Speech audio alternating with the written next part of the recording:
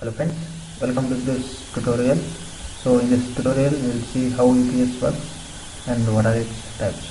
Okay, so basically UPS provides a continuous power supply even under power failure, and also protection against noisy main supply. So we'll see what are its types and actually what the difference between these two and which one is better. We'll see that. As you can see here, this is the commonly used computer UPS. So these two indicators represent a normal mode operation and backup mode operation, and in the later discussion we will see how these UPS actually works. Okay, there are mainly two types of UPS: offline UPS and online UPS. So offline UPS is sometimes referred as standby. So this means it divided into two. One goes directly to the load through this control circuitry which uses relay of high voltage, then another to this charger circuit, so which steps down a 230 AC to 12 volt DC and charges this battery. And whenever there is power failure here, so this load will switch to backup mode, and this battery power is used to keep the load running all the time. Okay, so this inverter will step up this 12 volt DC to 230 AC. So you see that the main advantage of this offline UPS is that it's a simple circuit and less costly. Okay, so but disadvantage is that this means if any fluctuation in the mains will directly affect your load. Okay, it means it is not isolated from the mains, so no isolation. And also you see that this relay has to be very fast.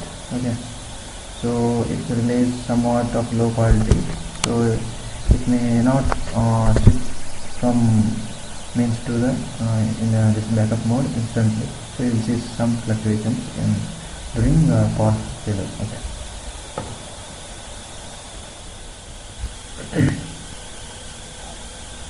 So this is the second type of UPS, which is also called as line interactive. Okay, so as you can see here, there is no relay here, so it is very good, and the load will be continuously driven by the inverter itself at all the time. So the inverter temperature rises up, so it needs a proper heat sink. So mains will charge the battery via this charger circuit. This charger circuit will step down your 230 AC to 12 volt DC. At the same time, it will be giving to the current to the inverter. The same 12 volt will be step up by this inverter again to the 230 AC. So you will be getting a continuous supply with the help of this inverter. So during power failure, when there is no power here, power cut off, so charger circuit will get off and there is no charging of the battery. This backup mode is activated, and this same 12 volt in the battery will get converted into 230 by this inverter. So there is no switching kind of thing, and it's very fast. And the main advantage is that there is a complete isolation of input from the output.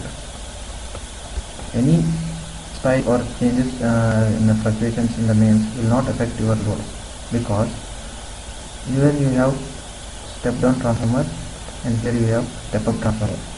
So primary of this any changes in the primary side of this step down transformer will not reflect at the secondary of this step up transformer. So completely isolated from the any fluctuation in the main side. So you can connect any your very sensitive components like the laptop or even medical equipment. So this circuit is based on my area. So actually the line interactive uses a multi-tap variable voltage auto transformer. What actually this is a special kind of transformer which uses powered coils for variable voltage. Say for example, by increasing or decreasing the magnetic field, the output voltage of the transformer is varied. Actually, this is the primary of the coil, primary of the transformer, and this is secondary coil of the transformer. So we will be having multi-tap. Okay, this is how it looks.